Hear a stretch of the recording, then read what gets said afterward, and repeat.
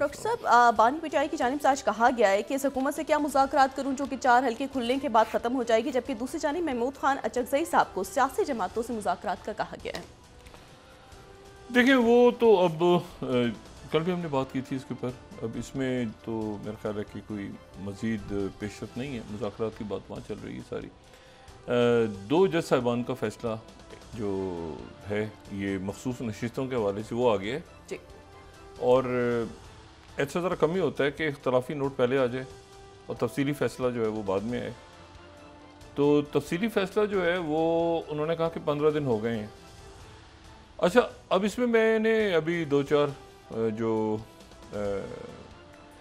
वकला हजरात हैं सीनियर, उनसे मैंने बात की कि क्या ये 15 दिनों में आना ज़रूरी है, तो उन्होंने कहा नहीं 15 दिनों में तो नहीं, कभी कभी तो तफसीली फ़ैसला थोड़ा सा देर से भी आ जाता है।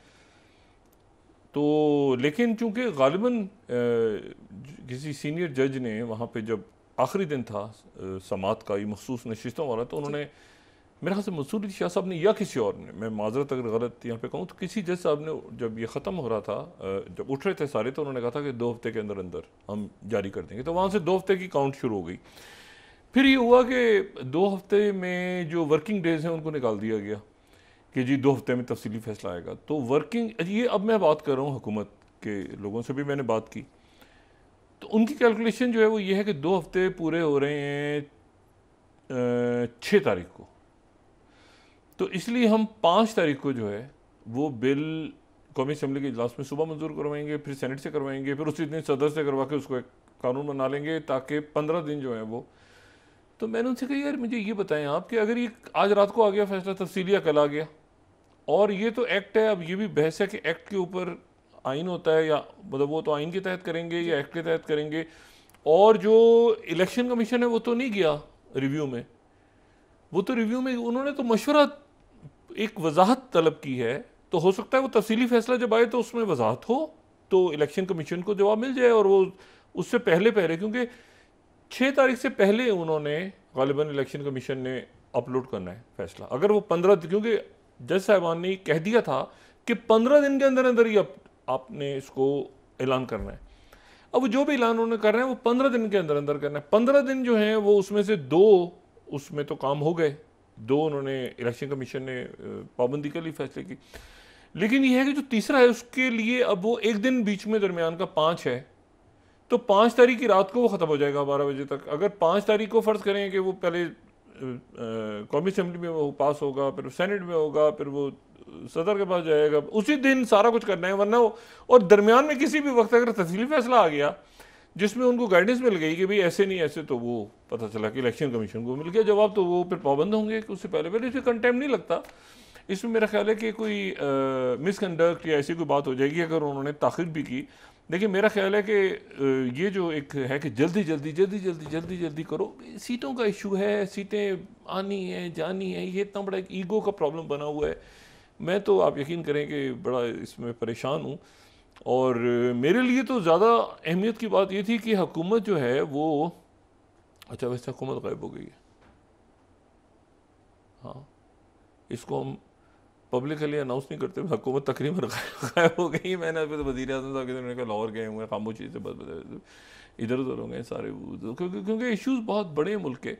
देखिए ना, मईशत, खारजा पॉलिसी, सिक्योरिटी क्राइसिस है मुल्क में, और वो सिक्योरिटी क्राइसिस है भी, लेकिन मैं उसको, अल्लाह का शुक्र है, वो इतना भयानक नहीं है जितना लोग प्रेडिक्ट करते थे पाकिस्तान के बारे में आज से चंद साल पहले तक। तो ये कि उसको हम मैनेज करें, ध्यान दें। और मईशत का इशू, और मईशत के इशू के साथ, मईशत के इशू को लोग आप यकीन करें, लोग मईशत के इशू को भूल जाएंगे अपने प्रॉब्लम, अपने दुख भूल जाएंगे जब लोगों के सामने ही IPPs के कैरेक्टर आ गए कि ये IPPs किनके हैं और इन्होंने कितने अरब रुपए कमाए, इनको पकड़ो, इनको लाओ। जो हाफिज नईम यहाँ पे मौजूद हैं, और सारे मुल्क में आवाज़ उठी हुई है, जिसको एक अमली शक्ल जो है वो हाफिज नईम साहब ने दी हुई है, लेकिन हाफिज नईम साहब से कोई बात ही नहीं कर रहा। अब वो धरने वगैरह शुरू कर रहे हैं, और जब वो धरने वगैरह शुरू करेंगे अपने, देखिए ना, हाफिज नईम साहब जब शुरू करेंगे तो साथ ही वो अली अमीन गंडापुर कह रहे हैं कि स्वाबी के ऊपर मैं हूँ और मैं इस्लामाबाद नहीं आया तो मेरा, और स्वाबी तो ये बिल्कुल इस्लामाबाद पेशावर के। तो अगला ये मेरा ख्याल है कि थोड़ा सा जो है ना, ये इंगेज क्यों नहीं कर रहे। देखें, हाफिज नईम साहब से बात तो करें जाके, अवैस लगारी साहब, या कोई सीनियर शख्सियात, उनसे बात तो करें। अब तारिक फजल चौधरी साहब भाई हमारे, उनको ताल्लुक ही नहीं है IPPs के साथ, ठीक है ना।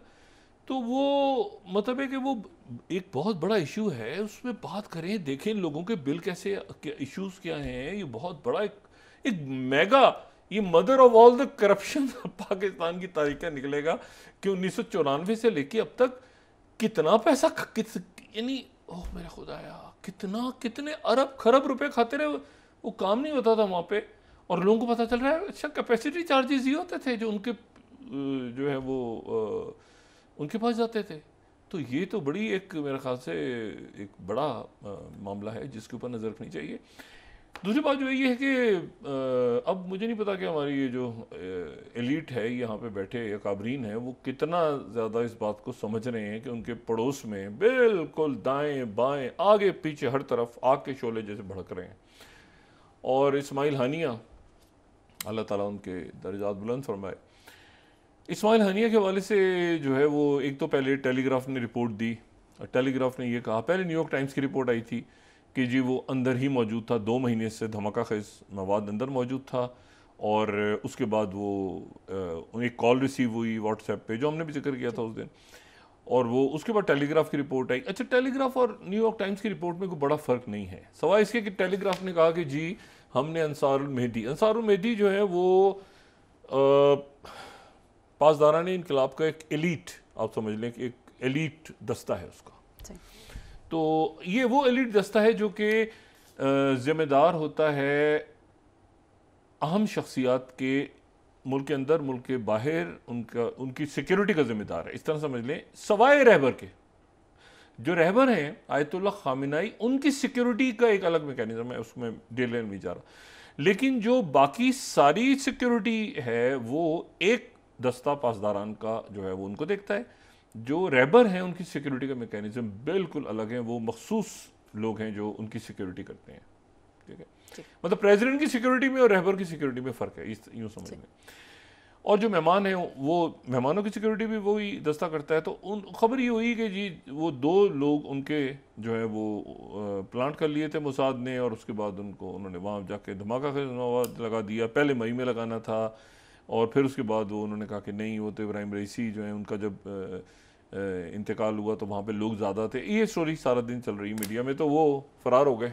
लेकिन थोड़ी देर पहले ईरान की तरफ से पहली दफ़ा एक सरकारी बयान जारी हुआ है पासदारान की तरफ से, और उन्होंने कहा है कि एक तो ये प्रोपेगेंडा है सारा, और दूसरी बात ये है कि एक प्रोजेक्टाइल, अब प्रोजेक्टाइल जो है वो अब उसकी डिटेल पता चलेगी कि प्रोजेक्टाइल क्या चीज़ है, रॉकेट है या कोई ड्रोन है या कोई मिसाइल है या क्या, किस किस्म का प्रोजेक्टाइल। लेकिन उन्होंने कहा कि प्रोजेक्टाइल शॉर्ट रेंज यानी करीब से ही, और उस पर 7 kg एक्सप्लोजिव था, और वो उसने हिट किया और उससे जो है वो शहादत हुई।